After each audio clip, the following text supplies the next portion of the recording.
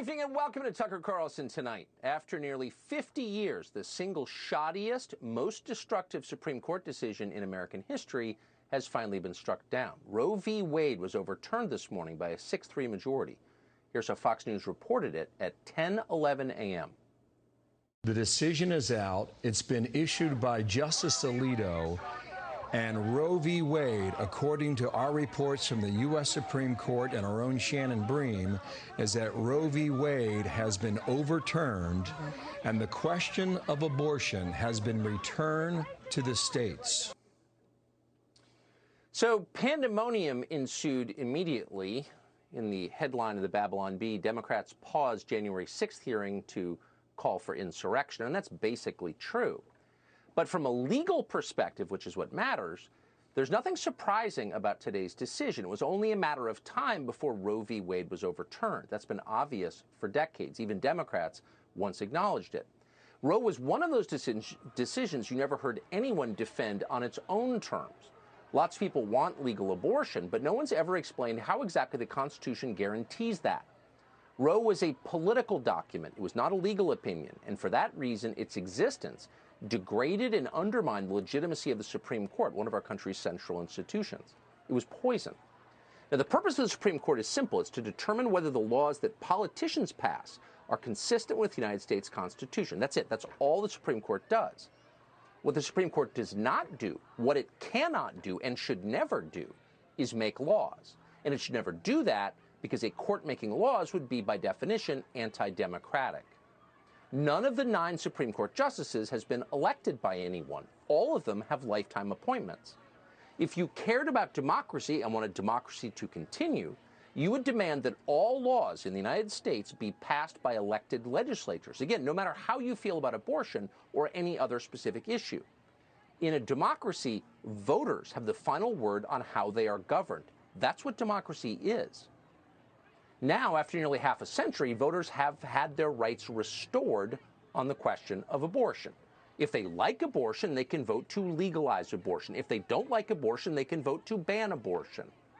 That's not shocking. That is how our system is supposed to work, not being a monarchy and all. So what's the argument against this? Well, there isn't one, really. And we know that for certain from the dissent in today's Supreme Court ruling. The 3 justices who objected don't even bother to make a legal argument in favor of keeping Roe v. Wade. Instead, they threw an embarrassing little tantrum. At one point, Kagan, Breyer, and Sotomayor warned that the highly diabolical Clarence Thomas actually plans to ban interracial marriage.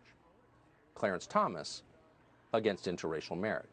And then, of course, there's lots of huffing about something called bodily autonomy, which actually we're strongly in favor of, though it's not clear how that applies to abortion, which affects 2 bodies.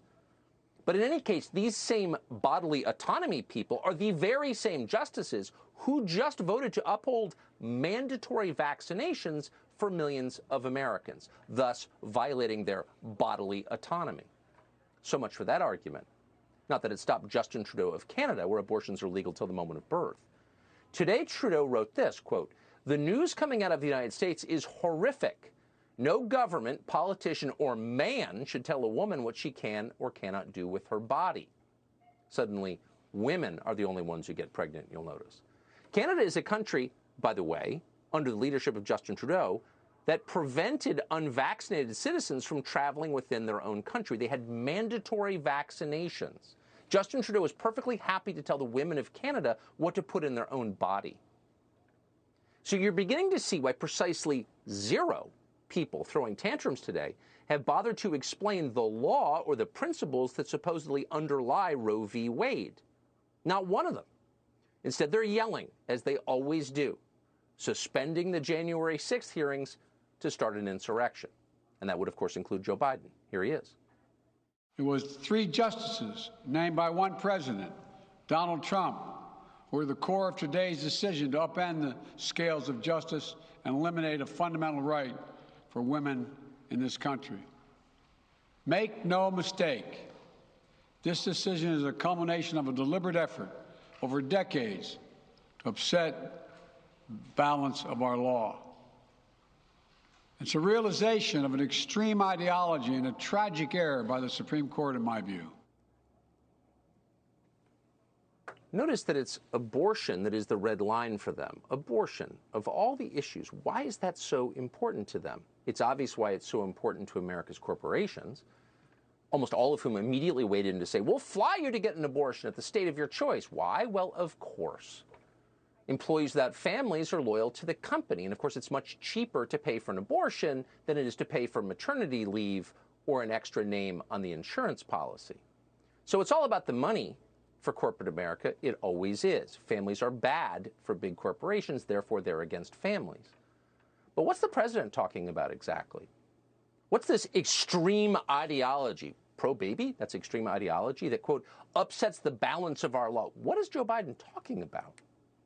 This particular ruling dramatically reduces the power of unelected judges to dictate the details of the lives of millions of Americans and returns that power to voters.